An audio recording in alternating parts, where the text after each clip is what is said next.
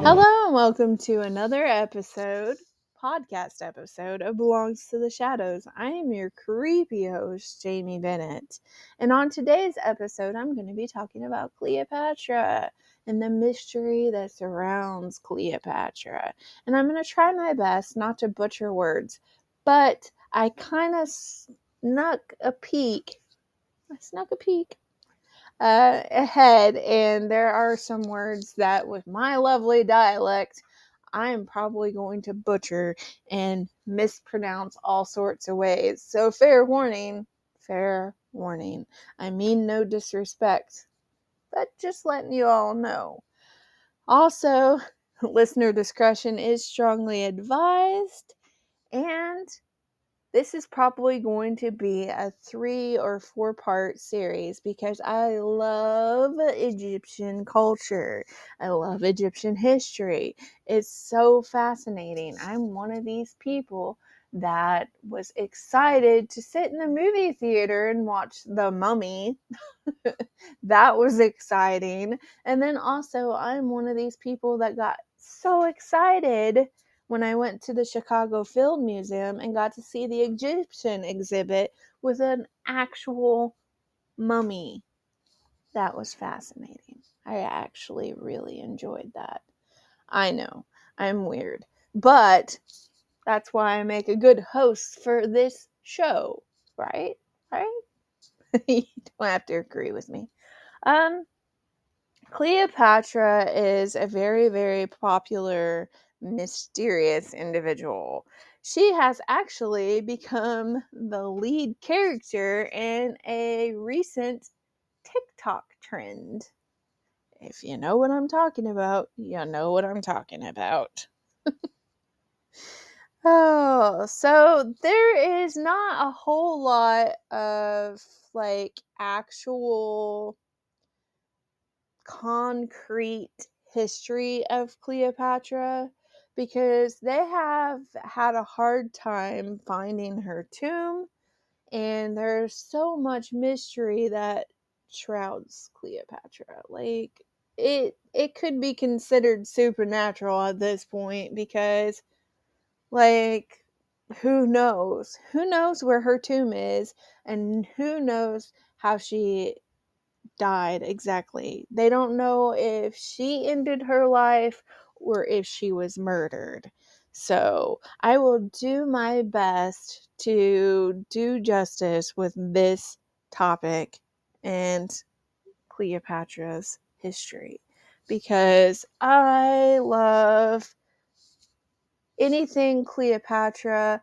Although she was not Egyptian, she is intertwined with the Egyptian history. And I'll tell you why.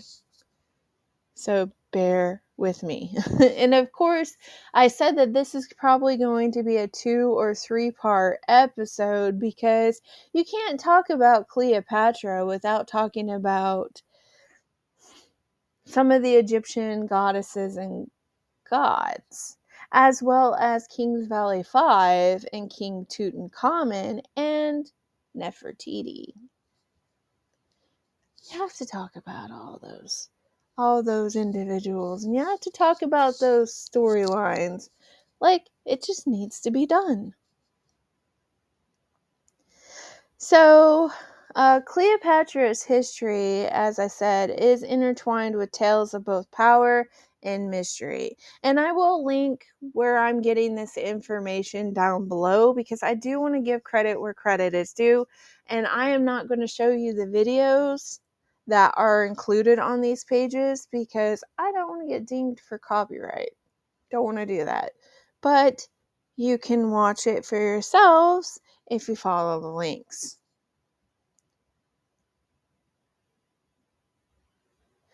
So, while this is not a traditional haunted story, the circumstances surrounding her death, as well as the search for her tomb, have fueled speculation as well as intrigue, suggesting a lingering presence or influence of the famous queen.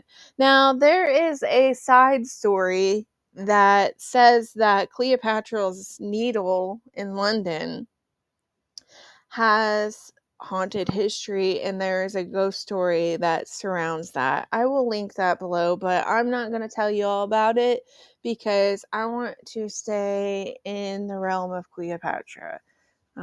That's a side story. It's an interesting side story. Y'all can read it for yourself. There's also The Ghost of Cleopatra, which is a book that you can order on Amazon. Not sponsored by the author, by the way, but you might be interested in it. Definitely might be interested in it. So, like I said, Cleopatra had a very mysterious death. Um, they don't know if it was by snake bite or poisoning. It it remains shrouded in mystery, as well as questions about whether she was murdered or she ended her own life. The location of Cleopatra's tomb, they've done extensive research on it. They have searched extensively, and it remains undiscovered. So that adds to the mystique that surrounds Cleopatra. Could you imagine if you were an archaeologist and you were the one that actually discovered Cleopatra's tomb? That would be incredible. I wanted to be an archaeologist when I was younger.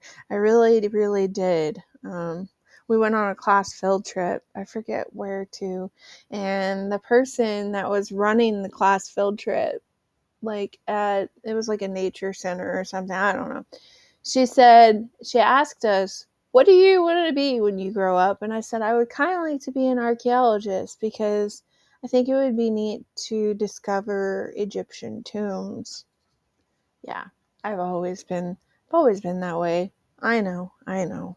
I know what you're thinking. You don't have to say it out loud. I know exactly what you're thinking.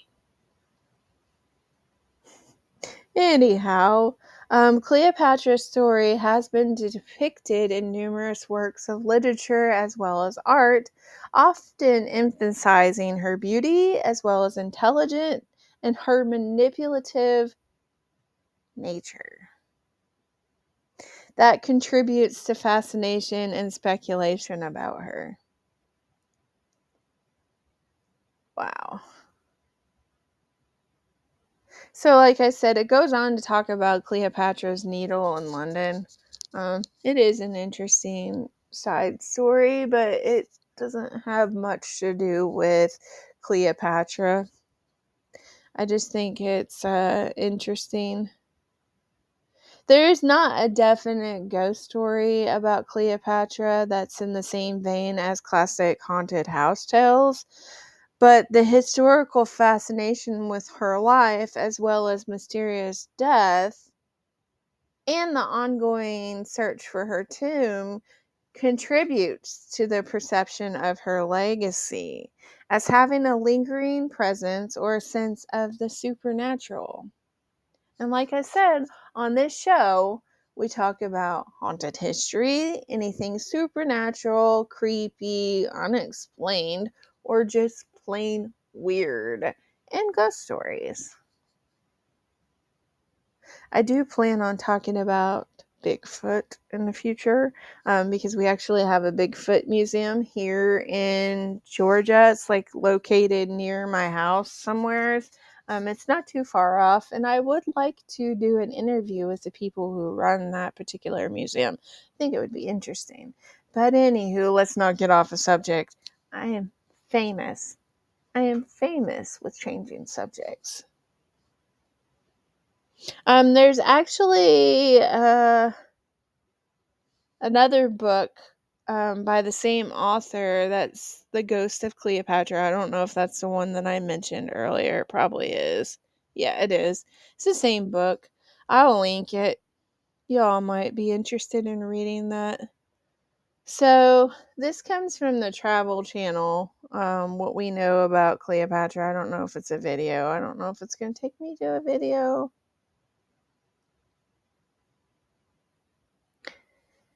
If it takes me to a video, then I'll have to mute it. Alright. Yeah, for some reason it's trying to take me to a video. So I will link that as well. There's lots and lots and lots of different websites about Cleopatra, of course. But there's not a whole lot of actual, like, haunted history about Cleopatra. It's just interesting how she supposedly died. Like, she supposedly died from being bitten by a very, very poisonous snake known as an asp.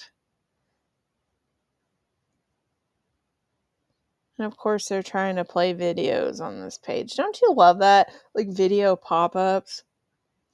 Runs me crazy. So here we go.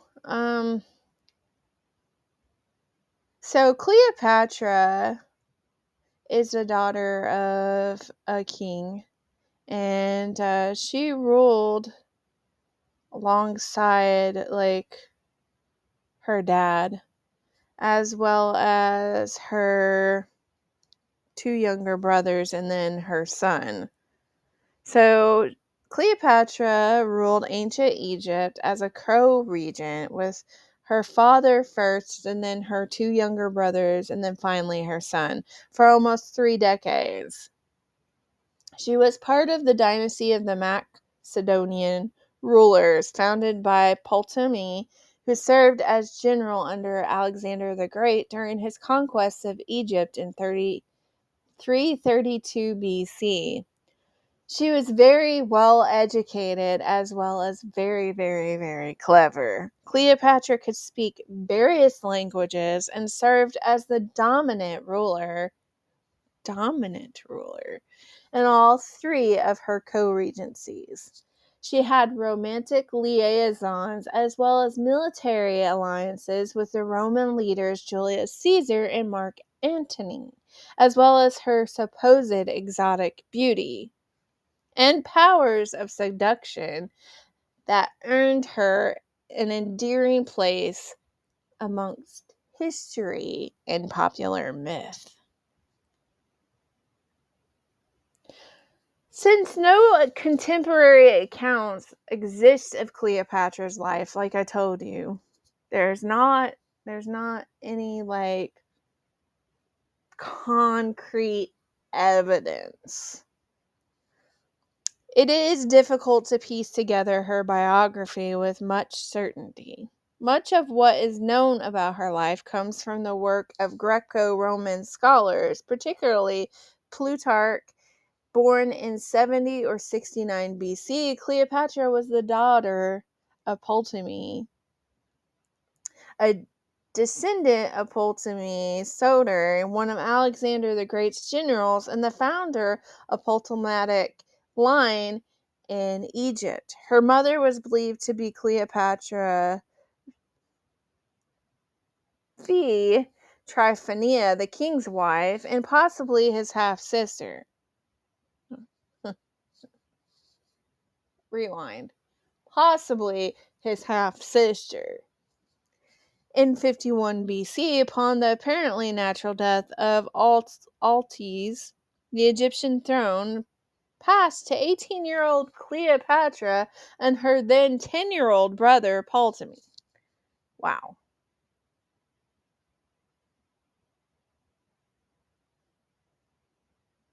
Wow, that's interesting. Here's a side note. Did you know, and it says, in the days between Cleopatra's death and Octavian's formal annexation, why can I not say that word? I'm sure you understand what I'm trying to say. Of Egypt. Her 16-year-old son, Sarion, was officially sole ruler. He had no way of taking power, however, and was captured and executed shortly after his mother's death, shortly after she ended her life. That is interesting. Very sad, but interesting. Soon after the siblings' ascension to the throne, Ptolemy's advisors acted against Cleopatra. who was then forced to flee Egypt for Syria in 49 BC. She raised an army. An army. Why do I have visions of Khaleesi from Game of Thrones in my brain? Anyhow, of mercenaries, and returned the following year to face her brother's forces in civil war at Pelusium on Egypt's eastern border.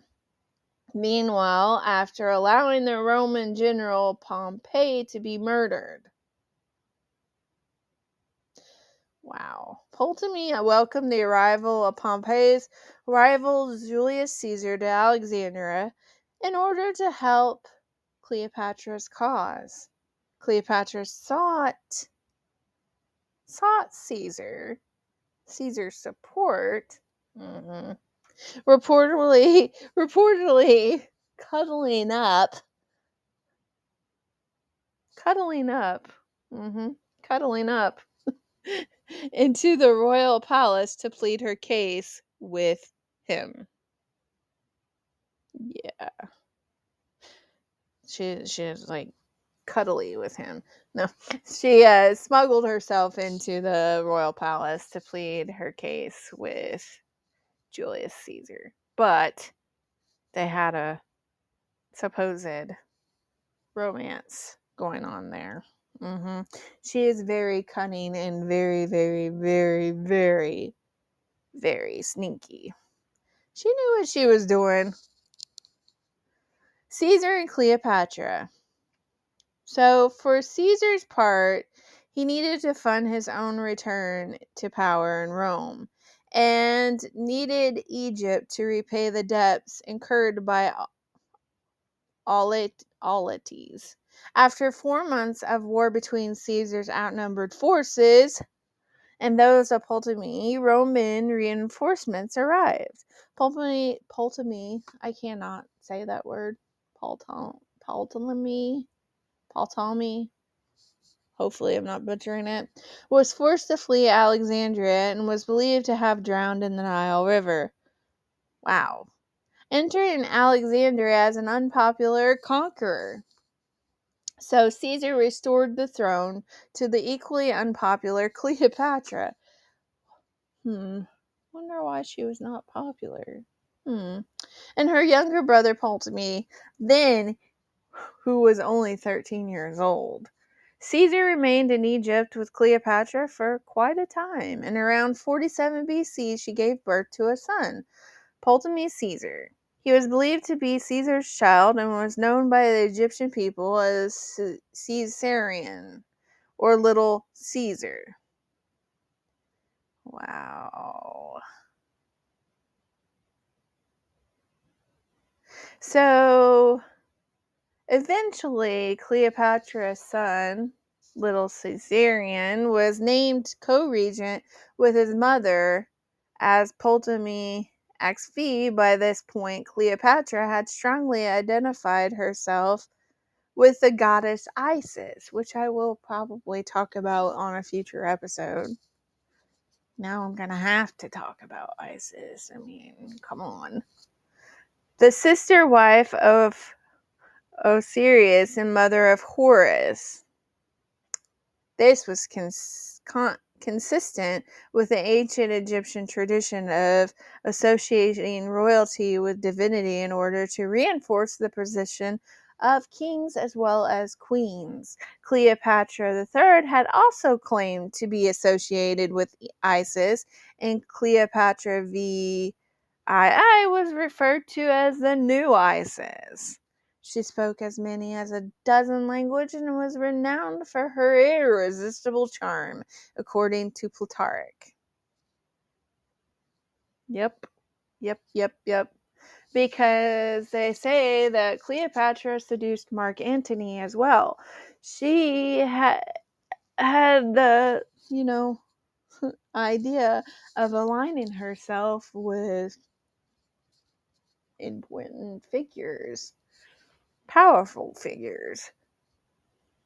So with Cleopatra's infant son as co-regent, Cleopatra's hold on power in Egypt was more secure than it had ever been.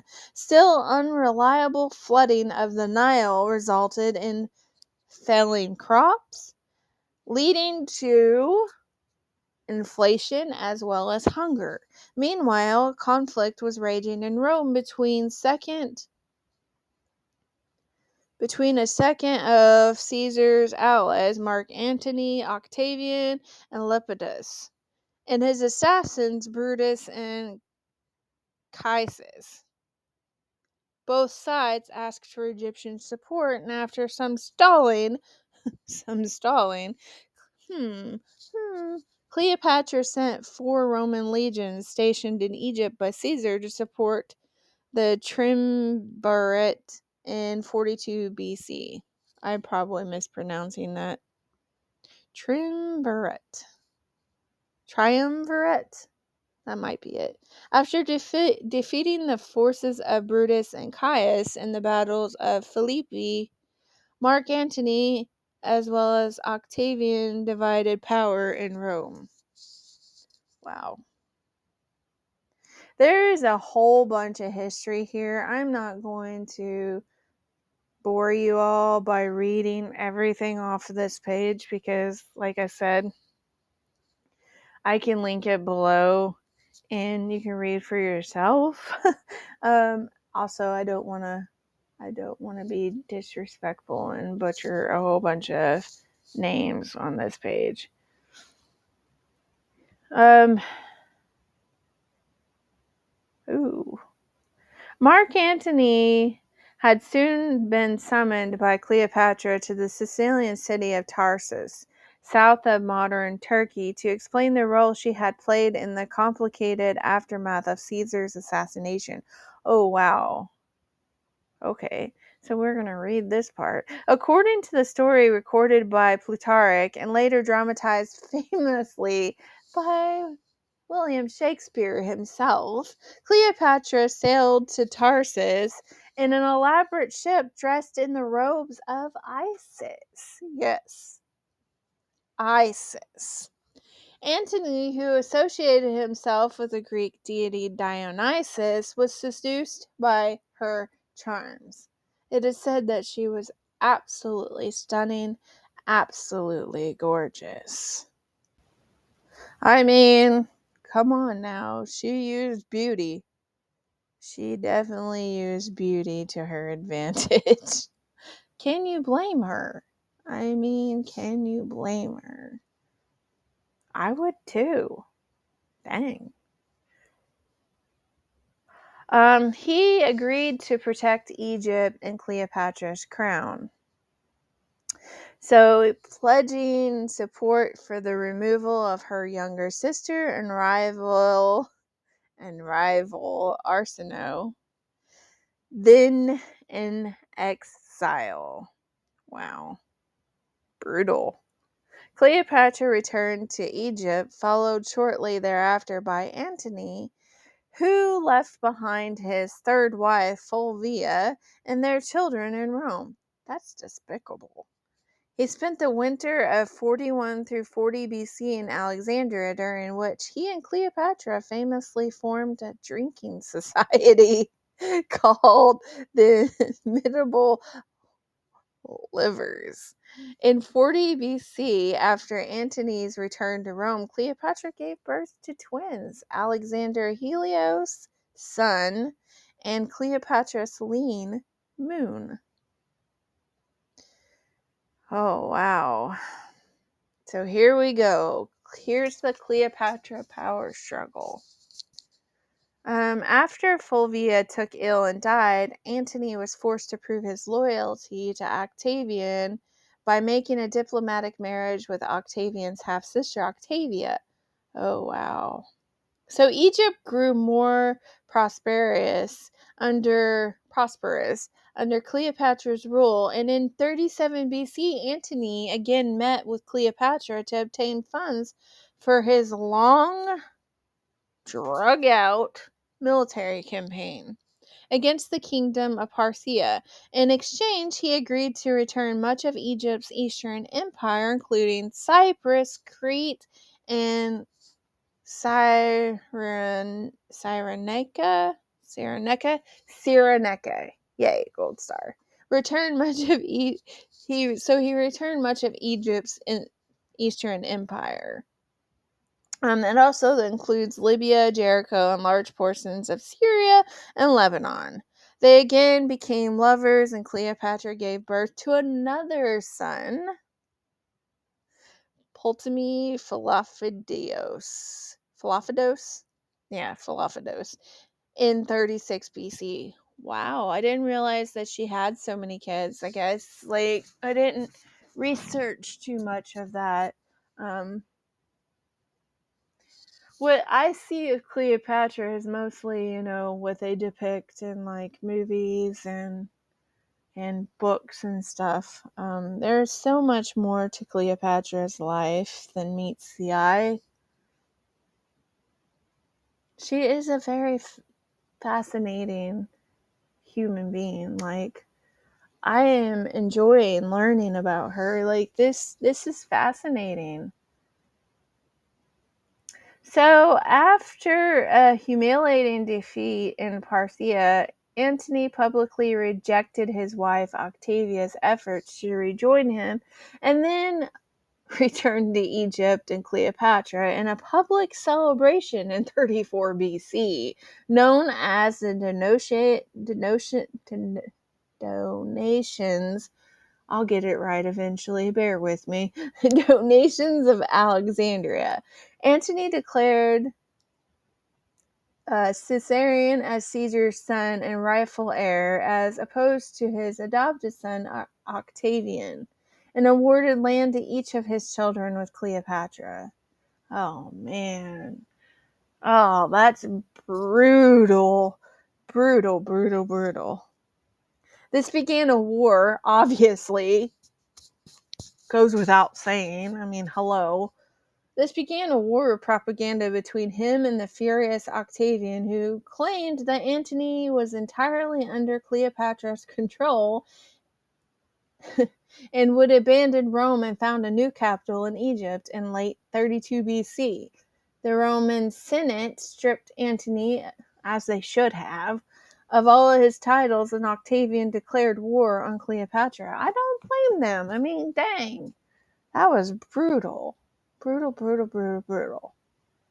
So it goes on to tell you more about the battle and stuff. But supposedly on September 2nd of 31 BC, Octavian's forces soundly defeated those of Antony and Cleopatra in the Battle of Actium. Cleopatra's ships were deserted. Well, they deserted the battle. I'll get it out eventually. Cleopatra's ships deserted the battle and fled to Egypt. And soon after, Antony managed to break away and follow her with a few ships. With Alexandria under attack from Octavian forces, Antony heard a rumor that Cleopatra had committed the end of her life. She ended her life. And then he fell on his sword and died just as news arrived that the rumors had been false. Oh, wow. That is so sad. That's awful. After burying Antony and meeting with victorious Octavian, Cleopatra closed herself in her chamber with two of her female servants. The means of her death is definitely uncertain, like I told you. Who knows how she died? But Plutarch and other writers advanced the theory that she used a poisonous snake, known as an asp, which is a divine symbol of royalty, to commit the end of her life. And she was only 39 years old. I'm 45. I'm not ashamed to admit how old I am. 45. Hello. I've lived life. but she was only 39 years old. Wow. According to her wishes, Cleopatra's body was buried with Antony's, leaving Octavian, later Emperor Augustus I, to celebrate his conquest of Egypt and his consolidation of power in Rome. Wow. Wow, and there you have it, people. Let's see if what was Cleopatra's last words before she died. Here are the supposed last words of Cleopatra before she died.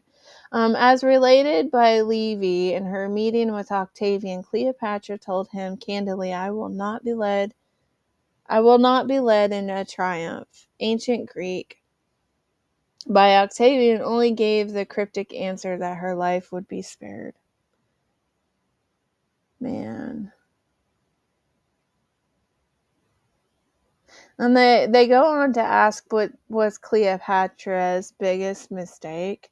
Her biggest mistake, supposedly, was trying to ensure that the future of herself and her children remained a core part of Antony's foreign policy.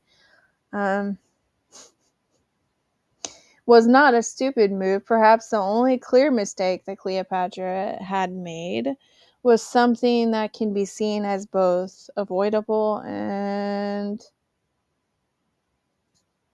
partly blamed for her downfall. And that was the extent of her ambition. I don't know if I agree with that. I mean, none of us know what it's like to live back in that time era. And, none of us could say what we would do exactly if we were put in Cleopatra's position. So maybe she did what she could do. Like, she did her best to maneuver life back then. And she did her best for her children. I mean, who's to say what any of us would do if we were in her sandals? I'm just saying. Who's to say what we would do if we were in her position? I think that Cleopatra was very, very intelligent, and she knew how to maneuver things, and she knew how to move her chess pieces on the board, so to speak. Just saying. She was very, very cunning and very, very intelligent. Oh, but I'm going to link all this stuff down below. And it says that she was supposedly born on January 69 BC in Alexandria, Egypt. And she supposedly died August 10th, 30 BC at the age of 39 years in Alexandria, Egypt. She had three or four children.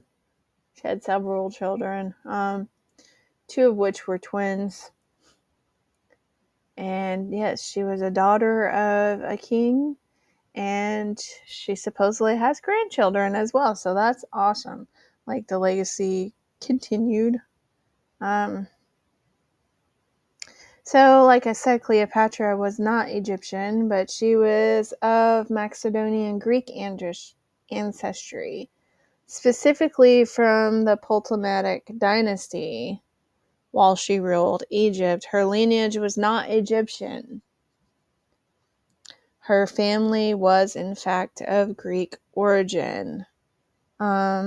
They established themselves in Egypt after Alexander the Great's conquest. There's no credible evidence suggests that she was of African descent. So, yeah, that's interesting. But anyhow, hopefully I did Cleopatra's history justice. And it's sad that we don't know more about her. Like, she's very intriguing and shrouded in mystery Like, I find it fascinating to learn about her, as well as, Greek history and Egyptian history. Like, it's fascinating to learn about all of it. And, you have to figure, like, if they're saying that she died due to the bite of an asp, this is haunted, sordid history here. Like, that's why I wanted to include Cleopatra in Belongs to the Shadows, because it's just so mysterious. It's mysterious, unexplained, like, very, very intriguing. And, you have to respect someone doing the best that they can do with what they're given in life. And I can only imagine how hard it must have been on a female back in that time era. Like, they couldn't rule. They had to rule as a regent. So she did what she could for her family and herself. And yeah, it is what it is, folks. So yeah.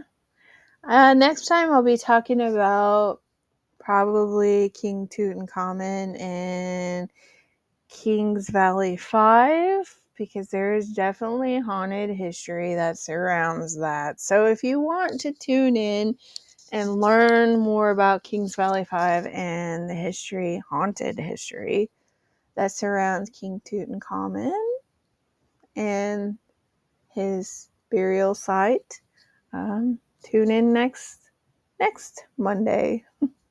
Tune in next Monday at 8 p.m. Eastern. I hope you've enjoyed this episode, and if any of you have any ideas for any other episodes or any research that I can do, please let me know in the comments below. And also, please like and subscribe to my channel, because it really helps me out. It really helps me out. I would appreciate it so much. Please like and subscribe to my channel. Until next time, stay creepy.